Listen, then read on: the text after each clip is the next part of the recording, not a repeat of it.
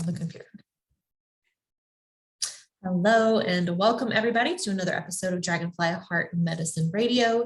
It is a pleasure to be with you, and I am really looking forward to our guest for today.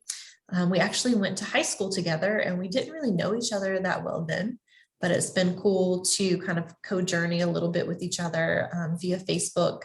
And it's been a pleasure to witness her journey and her growth and evolution.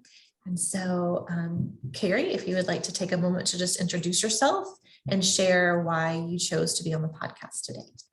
Yeah, thanks so much for having me, Kristen. Yeah, I think a big part of it was our, Facebook connection and high school connection, and just seeing, it's been interesting to me to see like who has gone in this direction of healing and energy medicine and all sorts of, spirituality. Because that definitely wasn't like the vibe of the school we went to or anything like that, and I remember when I was a kid and I guess in high school too, like I was into astrology then, but I was kind of embarrassed by it. It was not something I like really ever talked about. And, which was probably my entryway to all of that, alongside, being raised in the church and having, feeling this spiritual connection, but not necessarily, how that evolved over the years versus the how Christianity shows up in the South and it does in many different ways, and not really being like, well, that's not all. Like, I feel like there's some things that, at least for me, I would see things happening in the church and be like, oh, like, why aren't we talking about that? Like that real thing that's going on, like that, but I connected so deeply, like to the music and to just a feeling of something bigger that really moved me. So it was like, what is this, Mm-hmm. Yeah, because I grew up in the church, and as I got older, I started to question things a little bit. And I ended up like shifting and going to different churches who had like a broader perspective on things and were definitely had more music, and it was like upbeat. And yeah, like I didn't know exactly what I was experiencing then, but just feeling that connection, to something bigger than myself. And then, getting more into spirituality as well, and really unraveling like, our connection to God, our connection to source, and all of those things. So yeah. I feel like we have that in common. So in our brief chat before we got on to record, you mentioned you wanted to talk about the creative process and what that can look like, and the changes that it can bring, not just to, the project itself, but to your life. Yeah, it's been interesting because it's something that I started with, like, so I'm a coach and a healer and a human design like guide. And I started off really being like, I want to help people with creative projects. And I did that for a while.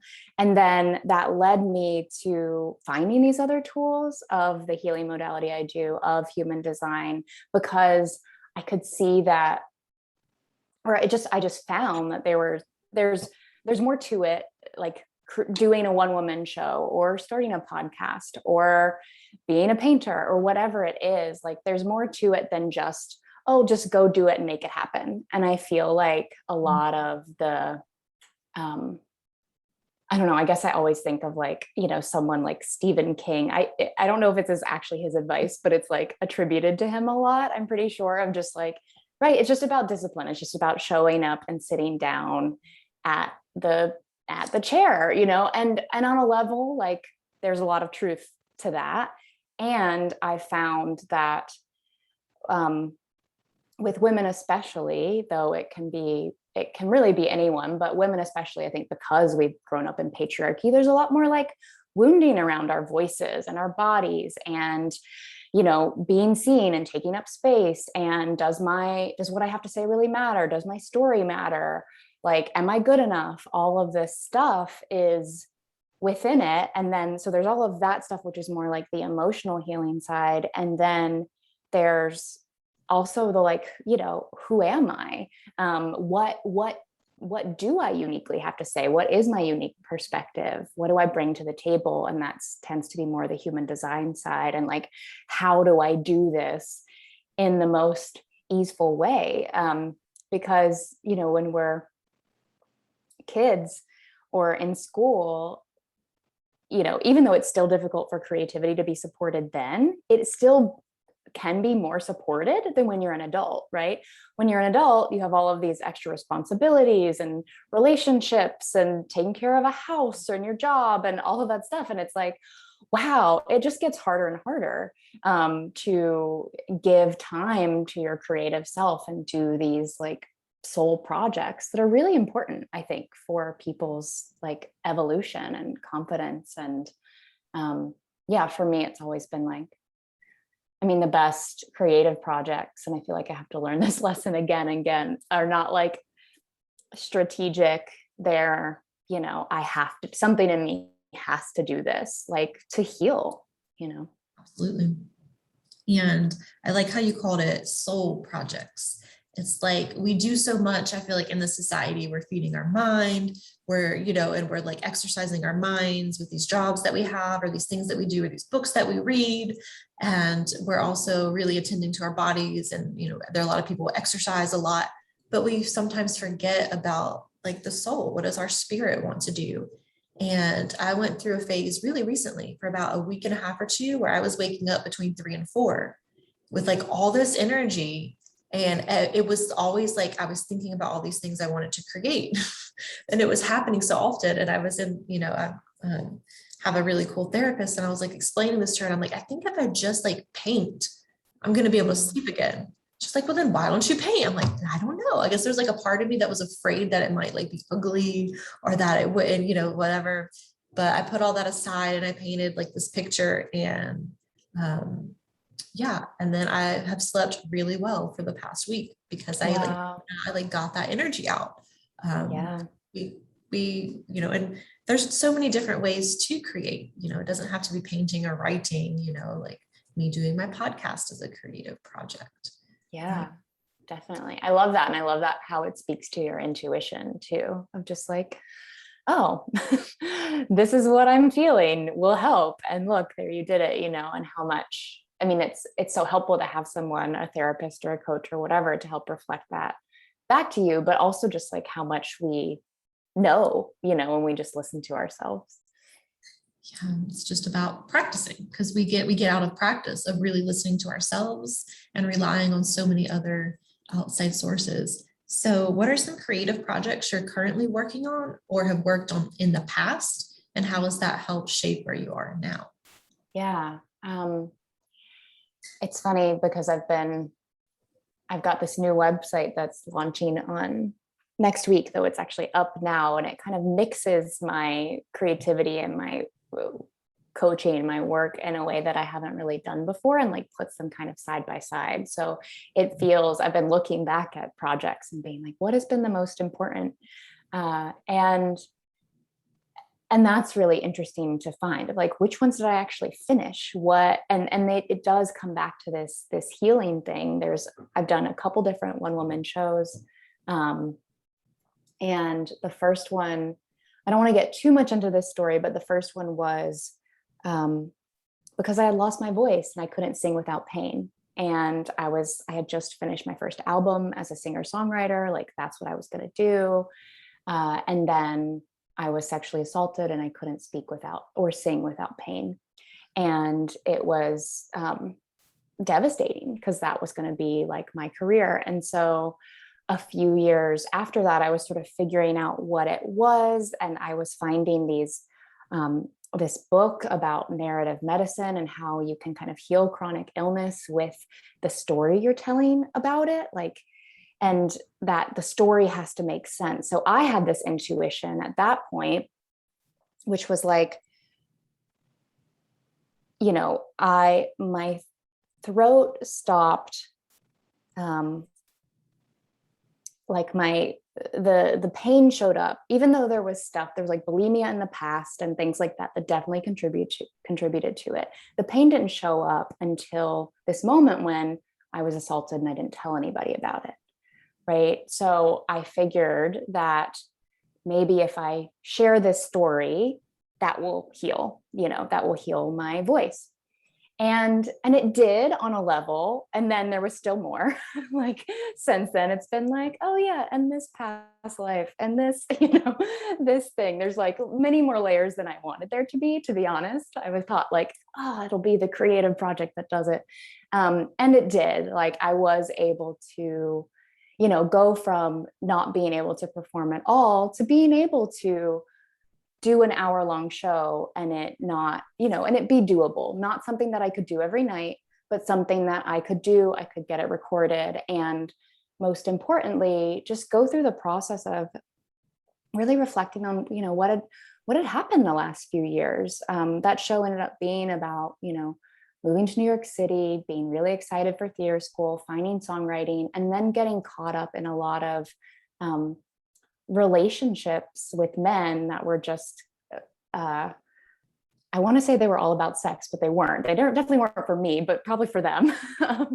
And just not respecting like what I truly wanted, and not knowing how to stand up for myself, not valuing myself enough to do that. And so that show really ended up being a reflection on that. And then what was the moment that I did start standing up for myself? And it's interesting because actually my husband came in shortly after that, and he supported that show a lot. Like I know it was uncomfortable topics for him, but he was very supportive of me doing it, sharing this journey of like losing my voice, that being like losing myself first, it felt like, right? Then losing my voice, and then getting to this crisis point that forced me to have to start to change and show up differently, and really begin the journey that I've been on since then of, not just vocal healing, but just healing my self-image, healing my body image, healing all the eating disordered stuff that was happening around then, and so I think without that that reflection that happened in that creative project, I didn't know that was what the story was about really until I did it. For me, it was just like, well, I just felt there was something here. I knew that I needed to move forward in a way, and I thought that maybe if I combine storytelling and music, it'll be easier on my voice. And then so much more came out of it, so much more deep insight came out of that experience. So beautiful. And thank you for sharing. There's so many people I feel like can relate to that, especially as women, and not that men aren't ever sexually abused. But there's just so much like shame and guilt that comes with that. And most people, I mean, because I've had issues with that too. And then, just not speaking up. I ended up, as a child going through a lot of things and a lot of changes, and I never really spoke up about it. I was bullied a lot in middle school, for example. There's possibly some history of some sexual abuse. And I ended up getting thyroid cancer when I was 13, like Wow. such a super young age, but I wasn't like using my voice at all. Yeah. And so it's just interesting how you had an idea what your story was, but then when you really sit down and start to unpack it, that's when all the layers came through, like, peeling that onion and like, oh, this isn't just about this one time, it's about this and about this. And we can really start to see, like, we take a step back, because a lot of times when we're in the midst of it, it's very heavy and it's hard to really gain that higher perspective. And I remember seeing some of the videos, I don't know, several years ago when you would post on Facebook of you singing, and just how like it would always brighten my day to like hear your voice. And I enjoy singing too, but a lot of times I don't, because I still have shame around like my voice and being heard and being seen. And I think that's why this podcast has been really great for me to do, because I'm sharing space and holding space for other people. But as we're all sharing stories together, like we're healing together, it feels like a lot more than just like a podcast, because the people that I'm attracting to be guests have all just been like phenomenal, and everything just flows so well. And for that, I'm super, super grateful. So are you working on any projects right now? Yeah, it's really Even interesting. the website. Yeah, I mean, it's funny. There's always some kind of project, and whether it's more business related or art, it's like always finding the balance between those. But I'm in this interesting place where I started this project, gosh, in early 2020. So in early 2020, I performed my second one woman show, No One Is Coming to Save You. And then the pandemic happened, because back then I was like, I was finally like, yes, I'm ready to perform again. I'm going to start to like book a venue in New York City for like March 2020, April 2020, to have a bigger performance, because I just did like a small invited performance in January. And it was so interesting because I was trying to find a venue and nothing was really feeling right. Nothing was working out in February. So I was like, okay, I'll just wait, the right thing will come through when it happens. Then of course I would have had to cancel that show anyway. So we were all at home, and I started, it was just like a 2-week group, like free Facebook group, where I was leading people through morning warm-up practices, and we were doing like weekly creative co-working times. And it was just sort of like, let's use this time, what I thought was going to be 2 or 3 weeks inside, to like, to work on something creative. And so I started a narrative podcast called, a section of it called Story of My Voice. And it was kind of like an audio memoir of like the full story, right? Because my one woman show had kind of gotten like a piece of it, but I knew that it was longer, right? There were all these other layers to the healing that I didn't expect. And I was like, okay, I'm going to tell that story. So then I start writing that story and recording it. And it's like, I'm getting so detailed that it's like a memoir, like doing an audio memoir or something. So I produced 4 episodes of that. And it's been interesting because lately I've been feeling like it's time to put that down, because I could do like what it would take to do it the way I've been doing it is probably like 20, 25 episodes. Like it could take me years to finish this project. So I'm like, and it's tough because I mean, we all have things that we start and don't finish. And there has to be this like moment of, this real questioning of yourself of, am I not finishing this because I'm avoiding something in it, right? Or am I making a choice because there's something that's more important to me, right? My priorities have shifted. Maybe I got what I needed from that project. And so lately I've been really sitting with that, like, which is it, right? And it's hard because all those stories can come up about like, oh, well, you're lazy or you don't finish things or whatever. But I do really feel like it's the latter, that, that project is not the most important thing. Telling the story in that way is not the most important thing. What's actually scarier to me is recording my music again. And so, which is something that I've like had a lot of starts and stops over the last few years. And I've just never let it go all the way. Never invested the money that I would need to, right? Not since that original album that kind of got thwarted. So, and that's been interesting too, because I'm like, well, I don't want to be a singer-songwriter. Like that's not like the thing, but I do know that there's stuff to be healed around that. Also around being seen like on video. I've noticed a lot of like jealousy in myself from other people, like in music, other women, like friends of mine or something, that are like in music videos. And I'm like, oh, I wish that I could, why won't somebody ask me to do that? So what I'm like playing with right now is the idea of getting together a band, and recording auditorially and visually 3 songs that are more songs that I've written as an adult, like beyond some of my early material. I was so young. I was like 19, 20, 21, and those songs are beautiful and I love them. But there's some songs I've written in the last few years that just have a little more weight to them, a little bit more of like the maturity that I want to bring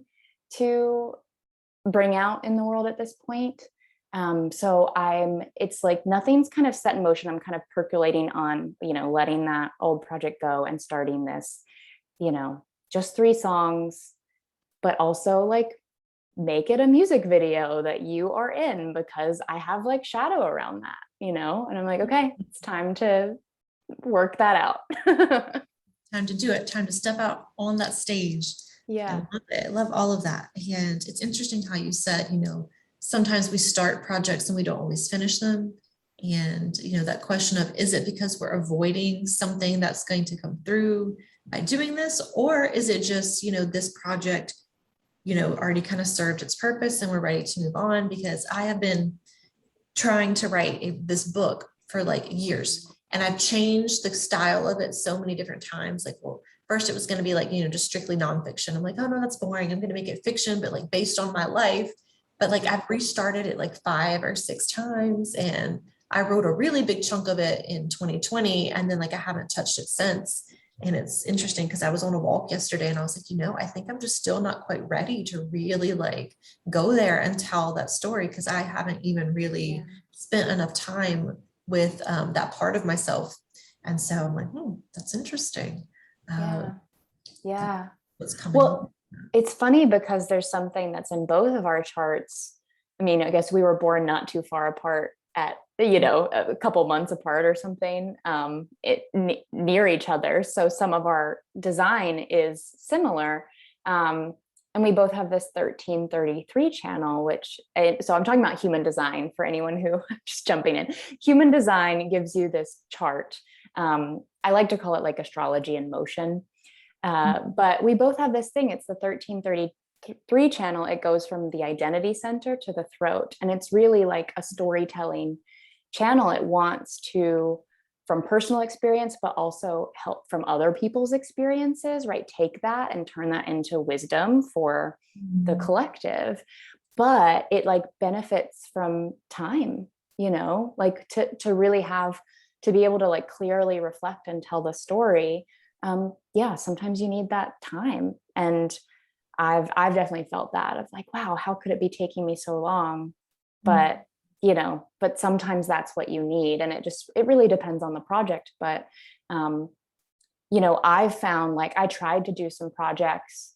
Like I was trying to write a book when I was like 25, and it was called The Portrait of a Highly Sensitive Millennial Feminist on the Verge of Holy Matrimony. And I remember something vaguely about that. Yeah. And well, it was interesting because there's so much packed in that, like that I want to talk about, which I probably will talk about more on my podcast. I like want to go into all these projects and dissect them, like what I've learned.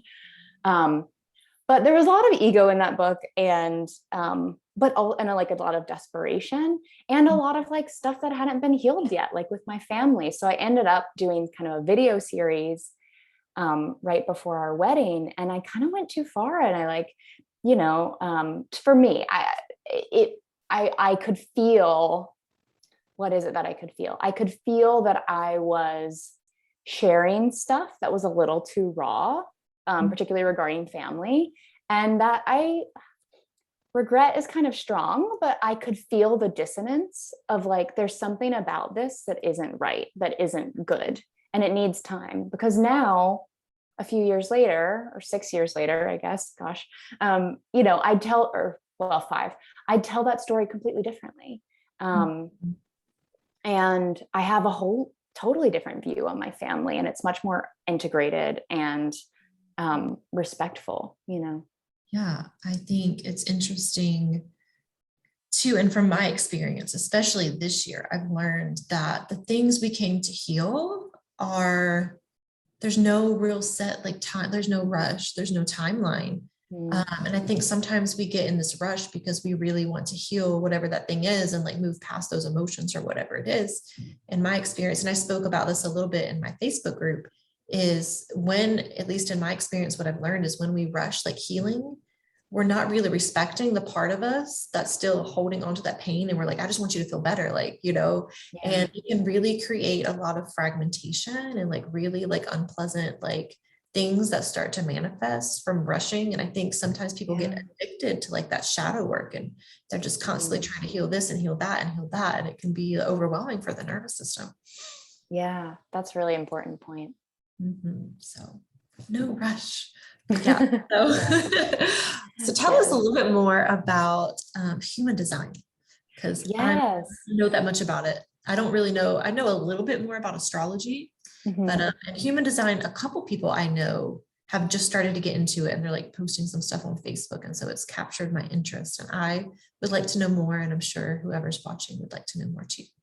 Yeah, human design is this system that puts together a lot of different other systems. It's like a synthesis of other systems. So like the chakra system and astrology and the I Ching and Kabbalah, like there's all of these things that kind of go into human design, and it uses your birth time and your location, just like astrology does. But then what it creates is this thing called, there are really two views, but I'll focus on the body graph first. There's like a wheel, like astrology, though it's got its own, it's kind of more complex than that because it's including various systems. But then there's a body graph view that looks more like a person. And there are 9 centers. And basically what it gives is a map of all of the potentials of human energy. There are layers and layers and layers of information, so it can get very complex, which is what's needed to capture like the breadth of humanity, right? And what it shows you is where you have consistent energy, like from when you're born until you die. Like this is energy that you are emitting out into other people, that other people are taking in from you. That's everything that's colored in. And then everything that's white in the chart is where you are pulling in energy from other people. You're experiencing the world through their eyes, or the like quote unquote astrological weather of the day. That also we're feeling that. And and it's sort of like, well, what does that do? But what's cool about it is that it gives you really practical advice, is what I love about human design, especially the baseline like type, strategy, and authority. That's where anybody would probably start with you is, and we can talk about, I'll talk a little bit about type so we can just kind of get into that, because, right, there are 5 types in human design, and a story that it's like just a way to view it. People can get really trapped in human design, so I don't want that, right? It's not supposed to be limiting. It's supposed to like be an experiment, and I think that's really important to say. The founder who kind of channeled this information was like, just try it, like see if it makes your life better, right? And if it doesn't, that's fine, but like view this as an experiment. This is something that takes years to really master if you do resonate with it and you want to play with it. But there's no forcing here, right? You can work in other ways. This is just going to help your energy flow like more easily and more from the truth of who you are, rather than you kind of picking up on what the world wants you to be, or all of the everybody else's definition, right? Because you have your own definition. And so there are 5 types, and we'll start with the manifester. That's my type, which is like 8-9% of the population. And manifestors like get things started. We don't have consistent energy, but we do have like a burst of energy, and then that's what like breaks things through, and like breaks through resistance, breaks through obstacles, and kind of gets things going, right? And then your type is projector, which also doesn't have consistent energy, but has the energy to guide, right? Really sees other people deeply, or sometimes sees systems deeply, can see the energy really clearly, and then can kind of feel into what is going to be the best use of that energy, right? How does that energy need to move in order to be like well spent? And that projectors are about 20% of the population. Then we'll go to generators and manifesting generators. They're two different types, but they make up 70% of the population, and they are both ultimately generators. And what that means is that they do have consistent energy. They wake up in the morning with a full tank of gas, that wants to be spent, wants to be worn out by the end of the day, but in a way that feels satisfying to them, right? These are people that are built for work, but I think sometimes that can get misconstrued and being like, oh, well, why do I like, why am I the one that's like built for work? But the thing is, when a generator or a manifesting generator is doing the right work, it feels so good to them. It's energizing to them. It's like, I'm going to show up and do something I love, something that really lights me up and gets me going. And at the end of the day, I'm going to feel really satisfied because I did that, and so they're really wonderful. And generators, and again, this is just like level 1 of the information, so there's lots of different layers, but generally generators tend to be your people that are more like specialized. They're like, I have this one thing that I really love and I want to like continue on a path of mastery towards that. And then manifesting generators are more like do multiple things at once, or I'm going to do this and then I'm going to do this thing over here and I'm going to do that thing over there, and it builds up, but they don't necessarily know how it's going to build up. It just eventually does. And then finally, the 1% of the population are reflectors, and they are completely open, and they are really supposed to be bringers of wisdom in my perspective. They are really affected by their environment. Like, the core way we think about this is like, if there was a village of 100 people, you'd have one reflector that should be in the center of the village, and then telling people like how well it's going, right? Have we created a good society or not? Because the reflectors are so open that if it's not good, they're not going to be doing so well. But if it is good, but they can really feel like what's working and what's not working. So I think they should really be like honored and respected for that. Absolutely.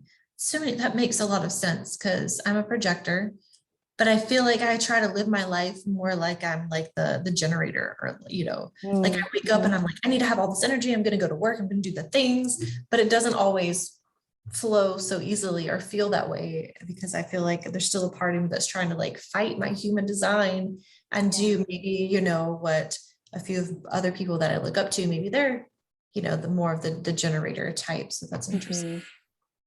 Yeah. Sorry if you heard that buzz, my laundry just stopped. But yeah, no, and that's really easy to happen because, right, you have this open sacral center. And when we have centers that are undefined or open, and yours is technically undefined, we amplify the energy of other people, right? So that's why we can feel like, because sometimes when you're around generators, you will get all this energy, right? You get amped up because you're amplifying their life force, but then you get home and you're exhausted because that wasn't yours, and that doesn't make that wrong. Right? It's nice to be around. I don't have my sacral center defined either. It's nice to be around that. And you just have to know, like, at the end of the day, what is me and what do I need, and not to burn yourself out on that energy, because that's not going to be sustainable, right? You can tap into it, but it's not like, it can't be day in, day out, Right. And it makes a lot more sense because, I'm a high school science teacher. I taught for 7 years and I got so burnt out because I was constantly comparing myself to all the other teachers and trying to teach how they were teaching. And there was this huge disconnect, and my students misbehaved all the time because they didn't probably know what was going on, but they could sense that I was not being authentic and genuine. And I also had a lot of anxiety. So, my classes were never quiet. It was always like chaos. And it took time, and like I said, I took 2 years off and never planned to go back. But I really started to reflect on like, oh, like I wasn't teaching how I wanted to teach. It wasn't fitting what I needed for my energy or for my makeup. And so like this year, like after doing all that work, like I'm able to stay a lot more calm and grounded, and like the complete opposite is like happening. Like my students are amazing. Like they are quiet, they are respectful, they get their work done. Like they might like, cut up a little bit towards the end of class, but it's nothing like it was before. Wow. It's just like, yeah, like it really does. Like, when we shift our perspective and we learn how to go and work with our human design or our energy, it can be completely different. And there's some days, like Fridays, like where I'm really tired.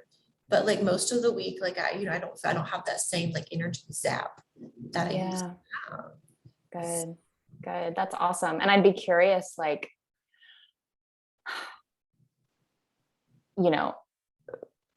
tell me if I'm wrong, but for projectors, like your strategy is to wait for the invitation. And what that means is like, you need to feel recognized. You need to feel really invited by, let's say, the school, right? Someone with resources that says, hey, you have something that we need, right? And so here's what we're going to give you in exchange for that. And does that feel supported, right? When you get that invitation that feels good to you, the situation works out better, right? Than if you were forcing your way in, or somebody hired you, but you weren't really recognized by them, or you were just young and didn't even know really what that meant, all of the above. All of the above. And I just, I'm like, my intuition knew I just needed to find the right school, but I tried 3 and I didn't like them. It's like, well, I just completely shifted counties, and the school I'm at now, like, yeah, the administration is a lot more laid back, and they trust that we know how to do our job. So they don't try to micromanage. And it's like, so to have like this freedom, like, I just feel like I can just like, I can just like kind of teach how I want to teach. And there's not like people telling me how I should do different things. And so it's been really, really interesting. So yeah, can you talk a little bit more about when we have like the open or the undefined places in our human design? Yeah. So if you look up your human design, you can go to like mybodygraph.com is a place I often recommend. We can put that link out for people. But you get this thing, that's called a body graph, and there are 9 centers. And so like Kristen, for example, you have 2 centers that are colored in, and you have 7 centers that are white. And actually all of your centers have little red or black lines hanging off of them. Those are called hanging gates. And so that makes a center undefined. And then, but if you had a center, like I have 2 of my centers are completely white. There's nothing red or black, no lines hanging off of them. That means it's open. And those work a little bit differently. Undefined means that whatever gate is coming off of it, and there might be more than one, you are filtering that energy through that, through the expression of that gate. So for example, you have, and I have this too, actually, an undefined ajna, which is the mind center, and it has a hanging gate, gate 11, and that's the gate of ideas. And so when you come in contact with someone who has a defined mind, you'll kind of amplify that energy, and it'll come through as a lot of different ideas, right? Now, there are, which may not be yours to do, right? they're just ideas. It's like part of what just comes out of you naturally, versus someone that has, let's see, I think the 17 coming off of that's the gate of opinion, right? So someone else, if they had, what you have, except they had gate 17, when they get around someone else that has that, theirs will come into really strong opinions, right? Yeah, that makes so much sense. Oh, wow. Because I notice like when I'm around people, like I feel their energy, but it's like, but then sometimes like I will notice my thoughts like shift very subtly. And I'm just like, is this like even mine? Is this just how I'm interpreting their energy? Like what's going on? So it's really. Yeah, I mean, it's very common. I have this, most people, the majority of people do have an open head and an open mind, which means, we take in stuff from other people. And it pressures us, it can pressure us to have questions, to have ideas, to feel the need to be certain. That's one of the like keynotes of that undefined ajna, is feeling like you have to be certain. But actually you're not built to be certain. You're built to be open-minded and to see lots of different perspectives, right? And that's a strength. That can be a strength if you feel confident in that. But if you don't, and you're feeling that pressure of like, oh, they need me to be certain, I have to know exactly like what is the exact right thing, or exactly what I'm doing, or exactly how XYZ, the best way to do XYZ. If you're putting pressure on yourself, you're just not built for that, right? There are other people with defined ajnas that are built to hold certainty and to hold, this is the way to do it. I like to use the example, like my husband has a defined ajna and mine is undefined. And, if he's teaching something, like he's a mix engineer, he'll teach somebody like the exact right way to set up your Pro Tools session for the most ease as a mix engineer, right? It's awesome that he's certain about that, right? And that nobody could tell him otherwise. That's great. That's great for him to pass along. Me, I'm like, well, if I'm working with someone and they're doing a creative project and we need to do some healing, right? I'm going to be open to feeling, well, what do they need? There are a lot of different ways we could go about this, right? But I'm going to look at your human design. I'm going to talk to you. I'm going to like use my intuition, and I'm going to see like what way is good right now, Yeah, I'm just like, this is all just, I'm just kind of taking it in, and it's like, yeah, so interesting, because until you really know some of these things about yourself and your human design, it's like, yeah, because like my father was very like, this is the way, da, da, da. Yes. I feel like I've like picked up a lot of that, and I try to be kind of rigid in a lot of my like routine and structure and things, and it'll feel okay for a while, and then it's just like it's like, yeah, so it's like I'm kind of, once again, like kind of fighting against my design instead of just like allowing myself to be more open, because that's kind of how we're supposed to be. And being connected, as a collective, especially now, is something that's happening that's really important. So yeah, kind of like letting all this information soak in, and it's just super interesting. Yeah. When I found it, I was like, oh my gosh, this is the missing piece. It just explains so much. And I love it as a tool. Like, it's gaining in popularity. I really hope it continues to, and I think it will, because we need it, right? It brings so much acceptance for yourself, and also like compassion and acceptance to other people. It's like, oh, right, like this is the way I am, and that's okay, and that's the way they are, and maybe that's correct for them, and it's okay that we're different, like that we're learning.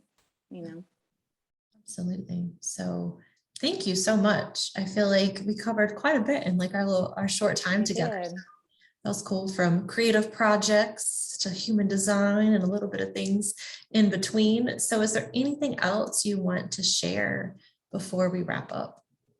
No, I don't think so. Just that my new website is up at kerrivankirk.com, and you can learn more about this stuff there. I'm kind of focusing on, helping creatives complete their projects, know about themselves through human design, and then heal the underlying,